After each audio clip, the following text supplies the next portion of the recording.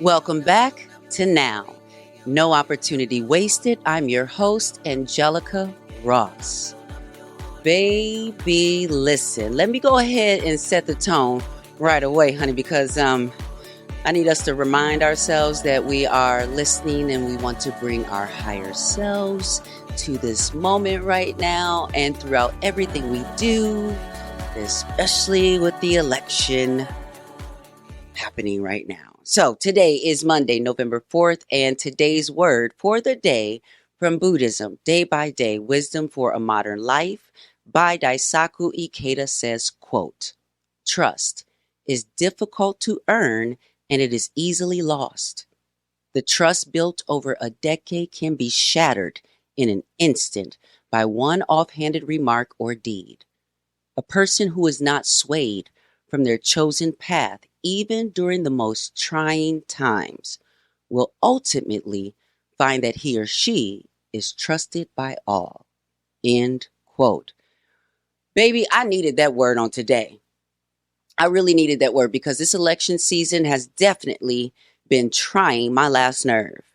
And I've been, staying the course and just trying to get accountability and answers. But the end is near, my friends. The end of the election, that is. If you haven't voted already, I don't know what you're waiting for, but please make sure you make it out there and vote tomorrow. Or hopefully you got that mail-in ballot in on time, or like me, you voted early. Yes, I voted and I voted early. And although who you decide to vote for is your choice and a private choice if you choose, but I choose to be public about who I ultimately voted for because I realized as I continue to prepare for a potential run here in Georgia, I want people to know that I will stand behind my voting record. And I am always willing to engage in civil discussions. But my experience online hasn't always been civil. I've had so many people coming at me sideways, actually, because I have chosen to vote third party instead of voting for Kamala Harris. And Lord knows I want to be voting for her as the first Black president, but I can't. Now, I voted Democrat all the way down the ballot, and I looked specifically for candidates that were endorsed by the Working Families Party, which I am an official dues-paying member of, an independent party, not Democrats, but the Working Family Party. Now, even though the Working Family Party also endorsed Kamala Harris for president, her campaign specifically did not win my vote. It's not just about her unwavering commitment to Israel's right to defend itself. It's the lack of integrity for me. And I get it. Many of us understand that to some degree, that's a part of the job as a politician. But I believe it's our willingness to accept this as the way things are that's actually part of the problem also. I mean, we say we want accountability, but so many folks are just unwilling to even ask their candidate or the current president for accountability. The questions that have been screamed at me are ones that will be better served posed at your potential presidential candidate. And if this is truly the way that things have to be or are going to be, then I definitely can't be a part of that. I'm not faking the funk or manipulating and doing all that. I don't want anyone assuming that there are moments where I am utilizing political tactics of manipulation, lying, or just overall untrustworthy behavior. Y'all can keep that. If that's the way that you want me to represent you, should I win my run for office, then I'd have to decline. Because I didn't already show folks once. I'm not the one to just shut up and play the game or play along. Not in Hollywood and definitely not in politics. I'm of the understanding that the political is personal. Integrity is not only a personal value of mine, but it's one that I expect to see present in the political process. Otherwise, what is any of this even for, y'all? What is this for if there's not integrity in our elections? What is all this for if there's not integrity in our politicians? One of the main points that I heard from Harris supporters is that they are choosing the person that they believe will have the best chance to organize against and to push them more left. But these folks ain't even pushing Biden right now. Biden on vacation. So my decision was somewhat inspired by that sentiment. So shortly after Kamala Harris gave the terrible answer on her stance on trans rights in an interview, Rudolph Ware, more affectionately known as Butch Ware, Jill Stein's running mate, also made some transphobic remarks and also mentioned being in favor of a 16-week abortion ban, I think, if I'm not mistaken. But I believe this aspiring VP was speaking out of turn, as well as showing a little inexperience in dealing with the type of media that is trying to get their gotcha moment and get you to say something controversial. I believe that, I believe that they would be the kind of administration that I could organize against, as many third-party candidates have been seen at many of the protests throughout the year. I feel that whatever gaps there are in their understanding of trans rights, that can be closed by confronting misinformation at the door. Baby, the Harris supporters couldn't wait to tag me and gloat. They swore they had a gotcha moment to point out how foolish I was to support the Green Party because of the transphobic remarks that Rudolph Ware made. So I just picked up the phone and I messaged Butch myself and I asked him about it. See, when your work isn't limited to the characters in a social media post and you have the networks and the credibility to be able to pick up the phone and have folks actually take your call. Yeah. Now, I'll admit I had to send a few messages before he responded, but obviously the election's right around the corner. I'm assuming he's wildly busy, but he gave me his cell phone number to reach out, and so I did. Now, when I reached out, he told me that interview he felt like was a setup, a transphobic and xenophobic setup, to quote him specifically, and said that it was edited. But folks who saw the interview were having a hard time finding the signs of that video being edited. And even if it had been, I told him that saying you don't believe that biological males should be allowed to play in women's sports is a situation, whether you intended to or not, where you were repeating Republican propaganda about trans people. They got you. So he since put out a statement, but as I told him, it left much to be desired. People are tired of politicians speak.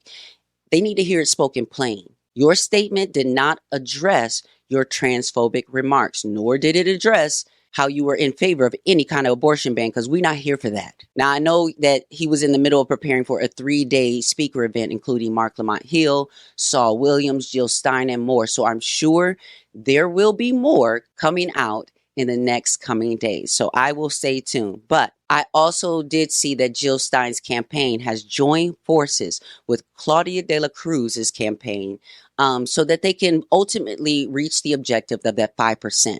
And that getting 5% of that vote would get them equal access to the ballot and unlock federal funding. Now, we can maybe finally break up this two-party system and provide people with more choice and possibly even ranked choice voting instead of this electoral college nightmare that we're currently dealing with. So, I had the immense pleasure of catching up with the fabulous Shea Couleé, a multi-talented drag performer, singer, advocate, and now a Marvel star, honey, with her upcoming role in the Marvel series Iron Heart, set to premiere this June. Now, Shea and I also take a trip down memory lane, and we were reminiscing about our early days back in Chicago, where Shea was known as the plug for those seeking a little green relief before cannabis was legalized in Illinois. The girl had my back. Shea Couleé also shared her recent experience of voting in this upcoming election and reflecting on how her perspective on civic engagement has evolved since she first voted for Obama at age 19. From crafty queen to polished performer, Shea is sharing a masterclass of lessons that she has learned about creativity and fiscal responsibility. We also get to talk about her evolution in her identifying as cis to embracing being non-binary boots. Take a listen to this inspiring and truly heartfelt conversation where we're celebrating resilience, creativity, and the endless possibilities that come when you refuse to waste any opportunity. Take a listen. Well, welcome finally to now, Miss Shea Couleé. How are you doing? Hey girl, I'm doing well. I'm doing well. So good to see It you. It's is been a always good to see minute. you. It is so Yeah. always good to see you. I think this is the last time I saw you in person at at the Halloween function in Chicago. That can't be the Yeah, last time. I think Really? so. I was like, it would either be that function or I remember, was that before or after we hung out in New York and Oh, Brooklyn? that might have been actually before. Yeah, So and I think we that hung out in yes. okay, period. But yes, it's Yeah, so been a I minute, got to, girl. I've been around for a little bit of the spectrum of Shea Coulee. We've been around in the Yes. beginning of the days, Oh back in my goodness. Chicago. Yes, Um, girl. I remember. Do you remember when I first got to meet you? And I just paused and created some air there for a second in case I have to like edit here real quick. Uh, But just saying, are you okay with me talking about how we originally met? And oh, because we don't have to absolutely. say, but I was the girl was looking for the weed, and you had the Oh, connection. absolutely. I am not ashamed of that at Okay, all, girl. me We neither. all had a hustle. You know what I'm saying? Yeah. So, I just remember in the early days of me building Trans Tech with my co-founder Joey Grant, who you know as well, right? Do Yes, you? Yeah, yes. you know No, Joey Grant Joey. as well. Yes, love him. Listen, those days were really hard in building my nonprofit. Things were going on, and the girl, needed her own self care and needed to find who were the girls that Absolutely. knew where the green was Absolutely. at. And Mm-hmm. and my girl Shea Coulee was ahead of the curve with that. Yeah, girl, I was the plug. Yeah, You were I was the plug. I was the the plug for the girls because this was like before weed was recreational in yes. Illinois. So, girl, yeah, I was the plug. Like Girl, for a you needed. small amount of time, I was actually the plug too, because I was like, there was a moment when I was just like, well, shoot, I need to go ahead and get this little side cash. And again, I say that very openly because to say that, Mhm. like, I come from a place within our communities where, girl, get it by any means necessary Yeah. because this system is not set up for us to succeed. Yeah. Hopefully you No, have the it's certain not. coping mechanisms and things around you to support you when you're making risky decisions and whatnot. But Mhm. child, that's why I only dealt with people, you know what I'm saying, like that I really knew. Like, girl, what you need? You need an eighth? Right. What you I need? got you. Come on over. Come So on Shay over. Shay Coulee, okay. So one of the questions I usually start with this question, but I just jumped right in because I haven't seen you in so long. Mhm. My first question, official question to you is, how is Shay Coulee doing right now? Ooh, how is Shea Coulee doing right now? I just got back, like literally just got back from dropping off my ballot for the election. Yes, we Um love a voting queen. We love a voting yes, queen. we do. Um it felt different What do you this mean? time. It just felt I was in okay, first election I ever voted in ever was for Obama. I was 19 years old, just like Oh I mean, wow. on cloud Shit, I nine. I didn't know you remember were that there. much younger than me. I know, Okay. little Yes. Work. Work. baby. But like so, it was like so exciting. I was just like, wow, just my first time getting a chance to exercise that right, it felt like anything was possible, Mm, right? mhm, mhm. And then came the 2016 election where obviously, Donald Trump was running, but I was just like, baby, this is so crazy. That man is not going to win this election. So still very hopeful, very optimistic. And then the results of that happened, Mhm. Gooped us all, yes. gooped us all. And so, then Biden stepped up, was not really my No, pick for the 2020 election, but I said, okay, mine neither, literally we not gotta mine either. get He slid right through as we canceled out everybody else, yeah. I was really like, wait, hold on, wait, who? Right, right. Okay. And so with this current election, it's just like as I've gotten older, as I've gotten more informed just Yes. about the All of structures the that are in things. place, people who I have voted for in my local elections, who I've seen through their tenure either live up to what they said that they would do or not and fall prey to people, getting into their pockets and being able to buy them. It just, I like, girl, because it was a mail-in ballot. I really felt like I was doing my SATs, like the anxiety, the Were you excitement was what like gone, and the anxiety of realizing that I was like, oh, these decisions are really going to affect me on so many different levels, like on local levels, all of that. Girl, it what was state are different. you voting from? I'm in Illinois. So you're still in Illinois, yeah. So, Hmm. Hmm. so what are some of? Do you remember like some of those major things that were up for on the ballot that you were like, oh my goodness, girl?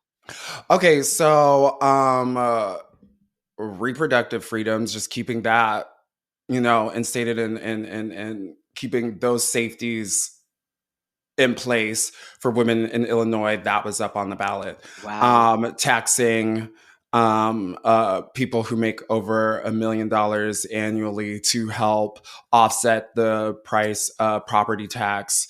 That was uh, on the bill, on the ballot.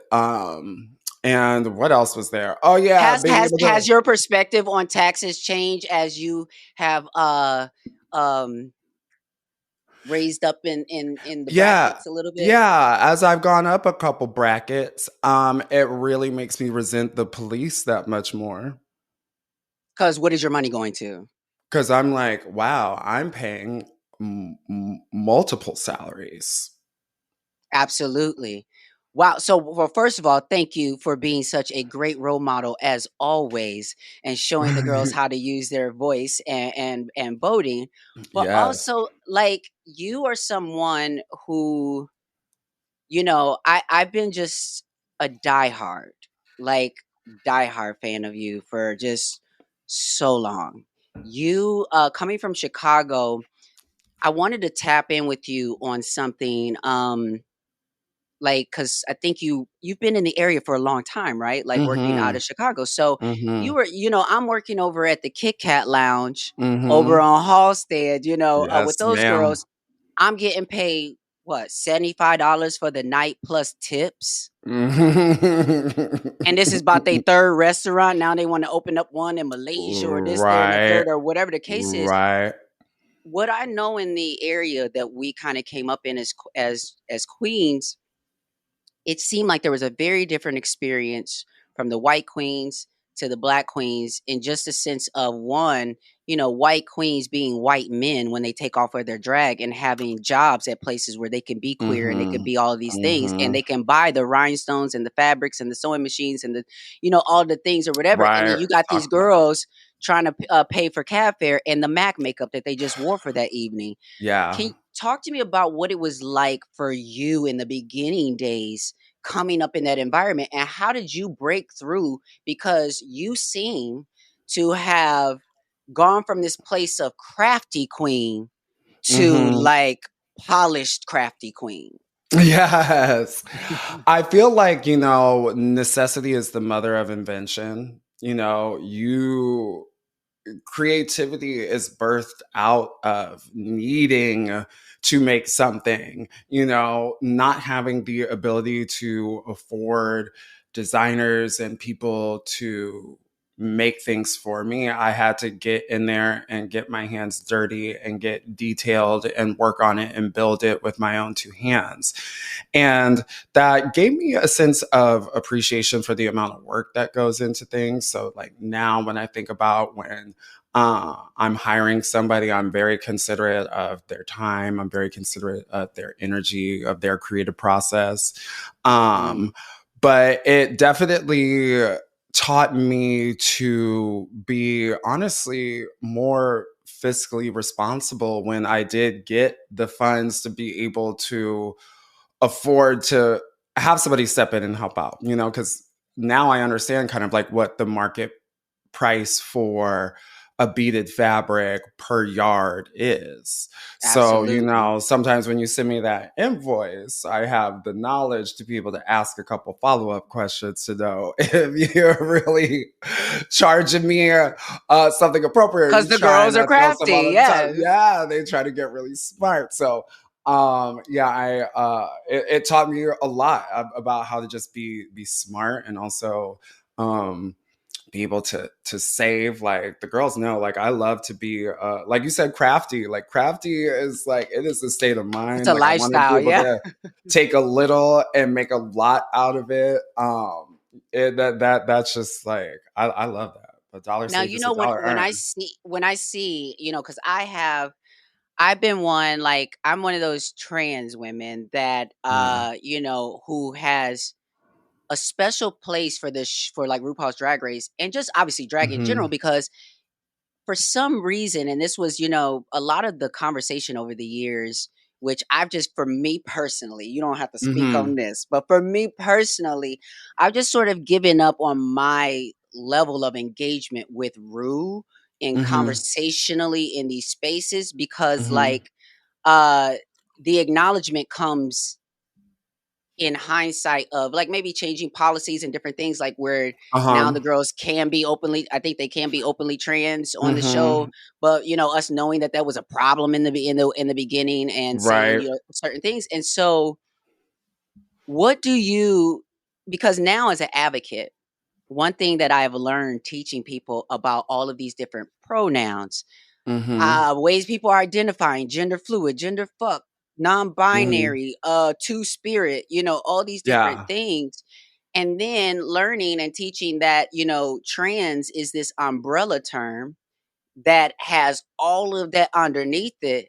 So Hmm. in my eyes, I'm looking at Rue like, bitch, they all trans. Now what? In the sense that because of the non-binary aspect that a lot of queens sit in, Hmm. and just like, I mean, let's be real right now. Sis, you giving me non-binary teas down, right?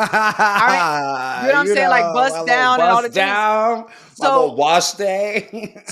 how did I just it could be the same, it could be different. How Mm. did Shea Couleé identify at the jump, and where are you at with your identity now? So in the beginning, I identified as cis, even though I didn't really understand. That term wasn't really around when I it was not in my consciousness when I started doing drag. Um, but as I continue to do drag and I continue to have these real world, real life experiences presenting feminine, it began to reveal and no, reveal is a really great way to explain it. Just really began to reveal all the different layers of my gender identity, and I started to understand that it didn't feel one or the other, that there was this sense of duality and balance and yin and yang that were like, going all together to kind of create the whole person that I am. And so it's funny that you say that, because when we were doing season 9 of RuPaul's Drag Race, I'll never forget, we had this great conversation. I didn't make it in the final edit, but a Peppermint was like, yeah, drag falls under the trans umbrella. And no one had ever said that before, and I remember just like being Wow. at the makeup mirror, like Right, right, sitting in my hotel room at night, like, right. But she girl, like planted that seed. I was starting to get it as I'm watching your confessionals because I'm starting to Hmm. realize some of the girls are showing up and they're in their boy drag in the sense of Hmm. giving boy drag down. Miss Uh-huh. Miss Vanjie, Alexis. Oh, or Miss no, Vanjie. Miss Vanjie will give like a Yeah. good like beard and like Uh-huh. jewelry and like the Uh-huh. hair and the whole thing or whatever, and then many of the other girls are somewhere in between, like, Absolutely. and literally somewhere in between. And what I Hmm. love about the terminology around non-binary or these terms is that it actually is something that is so initially undefinable in itself of non-binary, but then when you actually look at the people, it to me it feels correct in the sense Hmm. of, are you frozen? Are you there? I think you might be I can frozen. hear you. My visual, You can hear my me. camera, like, of the way that I'm looking, is frozen, but I can hear you. Okay, I think it just came back. I'm Okay. slowly coming It might be back. coming back a little bit. Okay. Yeah, there yeah, yes, you're slowly coming back. There you go. Um, Okay. what was I saying? I was talking about the oh yes, there you can tell in the confessionals and everything, and you look at the people, and when I look at them, there's a Mm-hmm. beauty to me. There's a beauty that is non-binary. There's a beauty in the Mm-hmm. ways they have figured out. And you can't Mm-hmm. necessarily say, oh, it's more this than that. It's kind of just their own unique, mix of things. Yeah. So right now, are you still identifying as cis? Are you non-binary, or are you nothing? Or not Oh, neither at all? I'm non-binary boots. Yeah, just Boots, really, yeah. because it's just like I really do live in that duality now. Do Because I I was about to say, but feel? because what was that thirst trap that you had on the IG the other day? Oh yeah, you know what I'm Because saying. So it's just all I know is I saw Bob the drag queen talking about topping you, and I I was like, wait a know. second now. My sister was out in these virtual streets shooting her shot. I was like, oh, damn, I got the girls feeling a certain type of Baby way. body, yes, body was on point. Everything was on point. But you to me have just been again that type of person who's just beautiful. And that's what Thank like what's no listen, that's what non-binary folks really gag the folks on many, many times you. is Hmm. just it's a beauty either way you cut it. And so Yeah. like for you with your cheekbones and your lips. Now mama, them lips. It's like the best shape in the game. So much that did someone have to suggest to you, or because I feel like you've been starting to trademark in a little bit within your merch and things like that, the Uh-huh. focusing on the lips Hmm. and things. Yeah. So, like, what I know in the beginning, maybe when you were growing up, was it Hmm. always a feature that you could proudly own? Oh my God, I hated them when I was a kid. I thought that Mm. they were so big on my face, I bet they because was big on your little face though they too. were, they were. Oh my God, I grew into them. They were, because I mean, everyone's like, you got them soup coolers. And I was just like, Yes. I know. You're like, Did Couleé um, did Couleé have anything to do with that as well? Or I mean, it can now. right, right, right. But I remember even when I started drag, I kind of like even when I would like line my lips and do my lips, I kind of used to underdraw them a little bit. And Mhm. then I don't remember who it was. I think it was Kim Chi. She was like, "Bitch, stop that! You got such pretty lips. Like, go in, go in." And so now I'm just all Yes. like, "Yeah, I love them and embrace them." And I'm like, "Yeah, yeah, I go through more chapstick, but it's okay." So now you have we talked about like sort of your growth, but really just superficially so far. So I want to talk about the fact of like obviously you talk about how budgeting and just learning to become crafty over that time. But I Mhm. also know that, like, being a former pageant girl myself, first runner up to Erica Andrews when she went on to Continental, Florida Continental. I was first runner up to her, and then to Bianca Brinsky, and also to Zori Zanel. So I've been a first runner up, a lot in that system.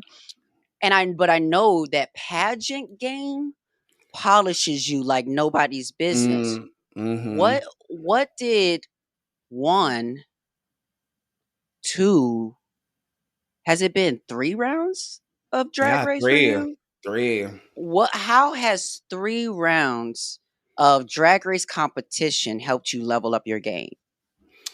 Ooh, that is such a good question. I think doing the competition each and every time, I think what I wanted to do was try and reintroduce myself and utilize that filming experience as like a time capsule to be like, and this is where you were Absolutely. here. And so that I could like look back and then be like, okay, and that's where you were. And then that's what you grew to. And then that's what you grew to again. So I guess what I learned was to try my hardest to not second guess myself and like Mm-hmm. really trust my instincts. It is such a intense I bet you it's like tennis abridged because they where say with tennis that you are really not playing against the other opponent. It's your mind game against yourself. and it's just like and then the like great tennis players are the ones that are able to really start to understand their opponent's gameplay and adjust accordingly. Like, I mean, that was Absolutely. one of my things I really loved about watching Coco Gauff play. She is so quick to Wow. learn and observe her opponent and what she figures out how they like to play the game. I feel like it is It's damn a near lesson. impossible for her Yeah. to not return that unless you hit it directly behind her back. Like other than that, I feel like she Wow. got it. She got it. I love her. I love you, Yeah. Coco. I was just playing tennis yesterday. I was like feeling my So Serena you wait. So wait, fantasy. you're a tennis girl too? Because I play tennis too. Yes, yes, yes. I was I think we need a trans or non-binary or a drag tennis league. I think we need a league. yes, all the Yeah. girls get their installs on, and then everybody comes to the courts and they play Yes. and they slay. And so who would you say out of all the years? Now, I'm gonna say this. Like I'm like I said again, y'all who are listening or who are watching this, I have been a no joke, no cap, hardcore Shea Couleé fan. Like just from the shows, just see this all the things. And we get to what was this All Stars. Yeah. Bitch, I just knew. I said, here we go. We're at the finale. My bitch is gonna clean up. You uh, Miss Thing's energy was on. It was Whitney Houston. I was like, we got this. yes. We got it. It's Whitney Houston. We got it. My girl's gonna Yes. slay. And then I look up and that bitch pulled off her wig and Oh, all them yes. motherfucking rose petals came falling out. And I just saw the audience, and I just like you could have seen me like a sports fan in slow time. I was like, no. How how how did what was that moment like for you? Did you know that she was pulling gags? Like what was happening? No, it was just like, girl, that whole experience was just like so crazy. What? Chill. Be quiet when you come in here. Sorry, that is literally my drag daughter buzzing my intercom. I was like, what? I'm not expecting a package or nothing. And I look at it, it's her ass. She better be quiet when she come in Oh here. yes. These Maybe we can children. meet your drag daughter and have her wave, you All know. I right. don't The know who way they your be drag daughter running up is. on me, the way they be running up on me in my house, I'm I like, love that damn. you're drag mother though. Come on, Electra. Right. I got three, Kinsey, Bambi, and Chloe. Wow. And like All literally they Couleé? all Couleé. They Yeah. all live in the neighborhood. Like literally, if you look right behind me, that's Kinsey's like back porch, like right So are up you there. still do you still be bopping up at the, the Hydrate or at the, do you still be at Roscoe? Do you still pop up at the local spots? You know what? When I have had like enough rest and some good naps, and I am brave enough to be out past 11 p.m., I do stop by the function. Because the functions be late and all night long on that block. I used to live Girl. on Halstead. Right. You know what I'm saying? It'd be going till late, late. So, it's, like the pandemic changed some things for me. And I was just like, I need to, be able to, excuse me, just give me one moment. Yes, yes, yes, of course. Hey, I just told you that I am doing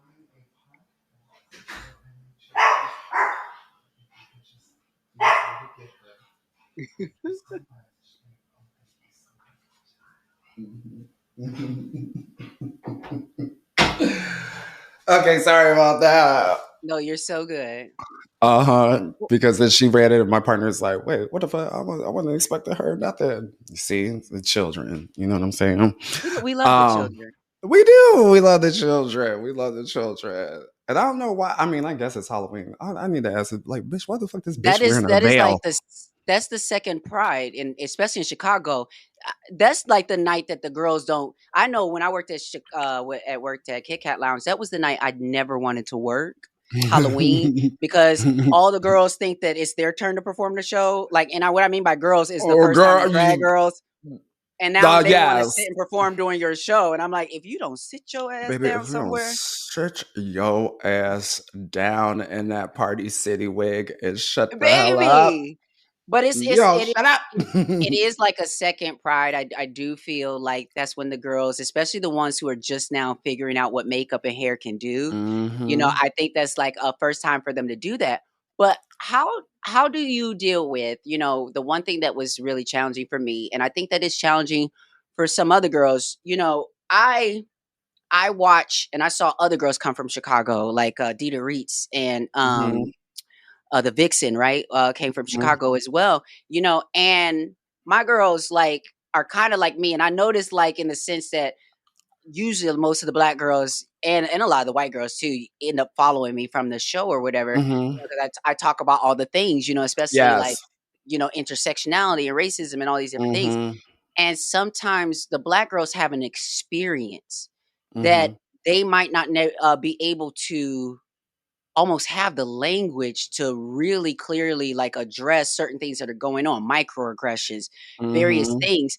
And I think that when I watch things like RuPaul Drag Race or any of those things, to me, that's like a macro to the micro in a sense of whatever you're seeing on there is something that the girls are dealing with in the community as far Hmm. as microaggressions from white queer people who don't have their anti-blackness in check and things like Hmm. that. So when Hmm. we're talking about like Chicago, I remember there was a moment where there was a club in Chicago.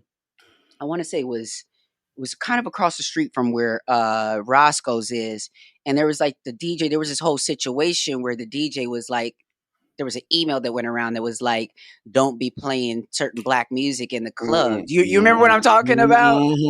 Because they didn't want certain crowds to be coming in there. And when I think about Chicago, I think about the fact that we had to go on the South Side somewhere where like Flame Monroe was hosting a show somewhere, or they was Hmm. doing it. I think there was Joe's Pub or East of the Ryan, or there was these Hmm. like hood spots, and I loved going to them hood spots, right? Oh, I love, ooh, She I said, "A love going to time was them, had." baby. Yes, but in the zone where there are markers and you walk down the street and you see that this is the safe zone. These are the rainbow. We could see the rainbow rings that they have going down the Mhm, street and what have you. mhm, And then as a black person, you realize, like, even as a transient young youth, we have like the Center on Halstead to be able to help them. But because it's over a Whole Foods, the mhm. patrons who are going there are like, where do you belong? These were like, where do these Yeah, people belong? How did right. you navigate as a proudly black, not only in your appearance, but also in your music, your song Mhm, choices, the way you show up, but also still having relationships and mhm, friends that are white? How mhm. are you navigating this space, and or how has it been, I should say, for you navigating that space? It has been something that I have had to do since I was 6 years old. So, when I was 6, we moved out to the suburbs of Chicago, Plainfield. And we went from being in a really diverse, like mixed community in Indiana out to where I was like the only black kid. So I had to learn at a really young age. I learned about micro, macro, all types of white aggression, racism. And I guess having all those experiences of being around them, I learned a lot about my opponent.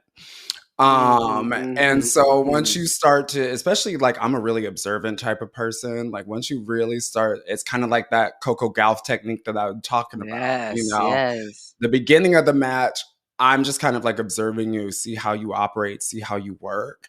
And I think that a lot of times for um white queer people or white cis people in the LGBTQ community, a lot of times they don't expect for you to be a worthy adversary. So when you kind They don't of consider you competition half the time.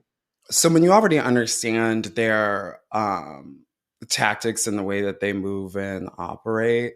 I've learned how to dismantle those things by being really disarming.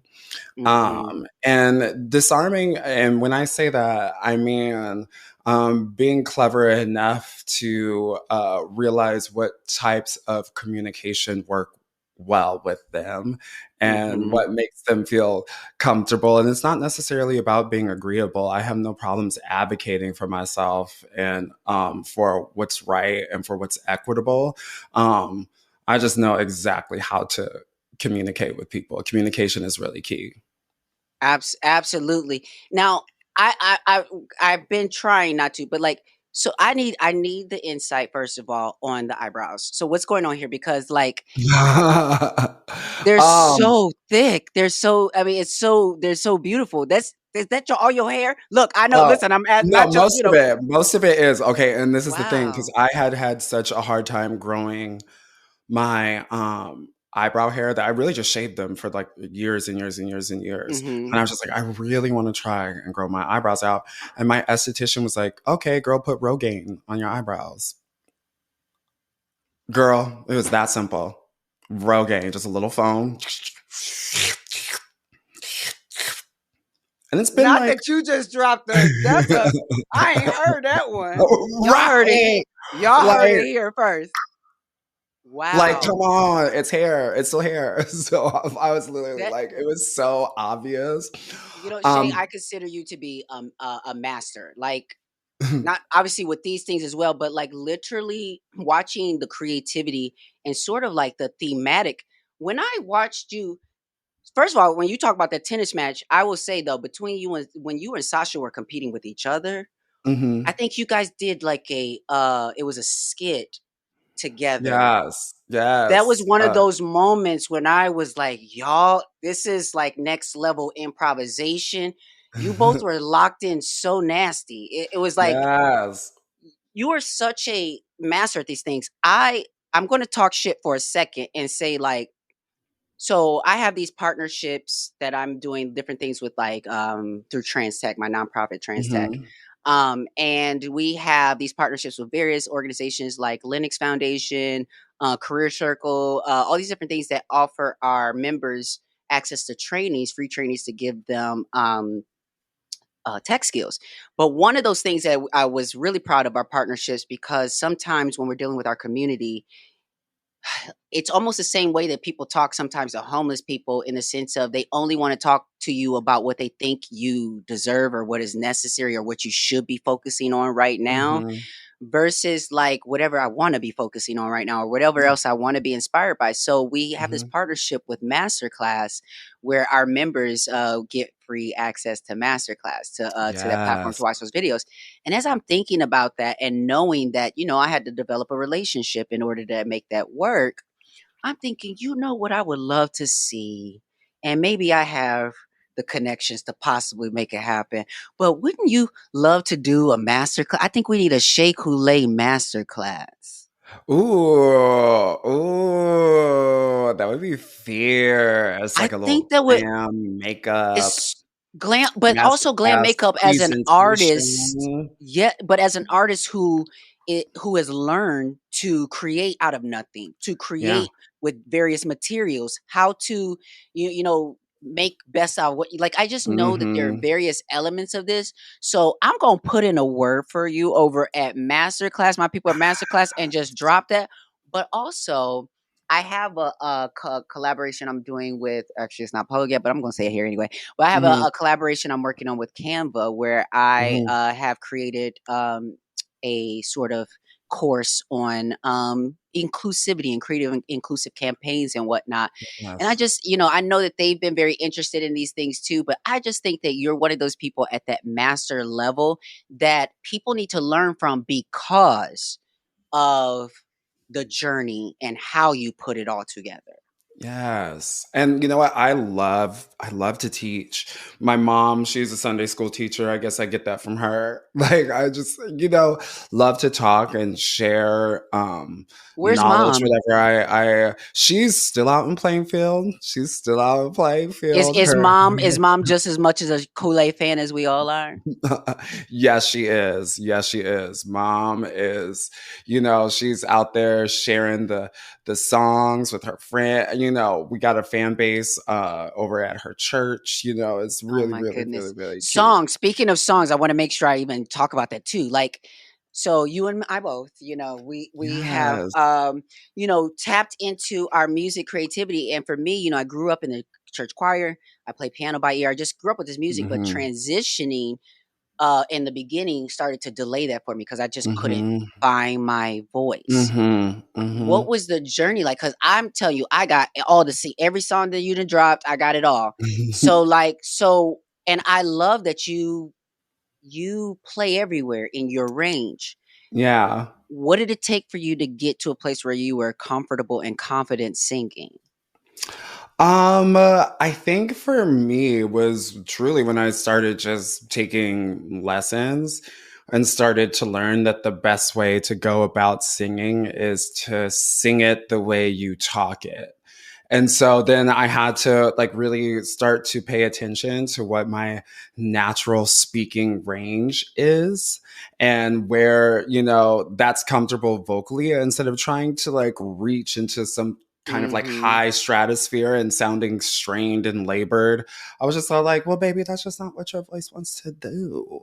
So Mhm. once I got over that, and just started enjoying my voice for how it sounds and kind of getting over that vocal dysphoria of hearing your voice played back to you through speakers that I think all vocalists deal with. Then it just became fun and just kind of about like understanding more about technique and how to achieve certain sounds. But My all-time favorite song is Cocky. yes, that was like I literally the easiest one. We literally like recorded that in the living room, like in like 30 minutes. that puts me in the right mood. I'm fierce, I'm cocky. Boom, da boom, boom, Yes, boom. Hey, yes. So yes. what is okay, now, I'm taking up enough of your time. Uh this name of this podcast is No Opportunity Wasted. And that is because, you know, I recognize that like life comes with its challenges and with its opportunities, and I mostly see every challenge as an opportunity. But it really isn't an opportunity if you don't take advantage of the moment. If you Hmm. aren't prepared for that moment. For Hmm. you right now, no opportunity wasted. It is October right now. What is in your sights? What is in Shea Couleé's sights as the next opportunity, maybe for you personally, professionally, as a community? What is the next opportunity you see on the horizon? Ooh. Like, are you trying to do Um, some acting? Like, what are we, getting yeah. into? So Ironheart, the Marvel series I did is gonna be coming out in June. Yeah. So and I filmed that She's a 2 Marvel years ago. girl. I I know filmed that Marvel's 2 years very ago. slow. Marvel's very I slow. I'm just so eager because it's my first, Wow. time, and so I'm just really eager to see the performance because not gonna lie, I've like had so many like cold sweat nightmares where like the show comes out and like my acting is like terrible. Like it's just like we're all watching and my acting is like, no, don't go over there. Like I just so I'm literally just like, please just Well, let me see it. So listen, hopefully you are taking your advice in the sense of not second guessing yourself, yes. because literally every time I've seen you show up to the acting challenges and different things like that, like you have it. Like you just Yeah. have that instinct. Even Peppermint, when Peppermint came on to Pose and she had Yes. her role on to Pose, I was like, girl, you got it. It's just that Yes. it's Yes. really these situations where we haven't had many opportunities to be seen in that spotlight. Yes. And to think about Pose, we actually just recently did Oh, a rewatch of that this oh, summer. We yes. normally do it in the fall. We're trying to be all like, but we were just like watching it Really? this summer and just like, Candy's episode every single Oh, time. It's just I always, I'm want to always a watch it so puddle. bad. I'm always a puddle by the end of that. I think I'm going to do a watch party. Because I talked to the fan. The fans are like, "Listen, we'll hold you through the process." Because I haven't seen it in so long, and I want to. It's just that it takes me on such an immense roller Oh coaster my because God. I was laying in the casket. So like there was, and I had a body double for when I had to step out the Mm-hmm. casket, and they Mm-hmm. still needed a body in there. But I had an experience like I don't know many people might have where I was like vicariously experiencing my funeral. Girl, Where I right. knew there was gonna be a bitch, and I wanted to raise up like, "I know the fuck you ain't here at my funeral." It was just so good. And, just the storyline with Candy's parents and just like Yeah. all of it. It just like, whew. Ooh, that was some good shit, girl. That was some So let me good ask shit. you, okay, so before we go, okay, I swear this time I am gonna let you go. Have you been watching Global All Stars? Oh, okay. So I am actually getting ready to be binging it all this month. Oh, okay. So she's Yes. catching up, Yeah. yes. Yes, Because I the reason why I ask is am. because I was like, now that there's a new franchise, is there a chance that we're going to see Shea Couleé go for the global stage?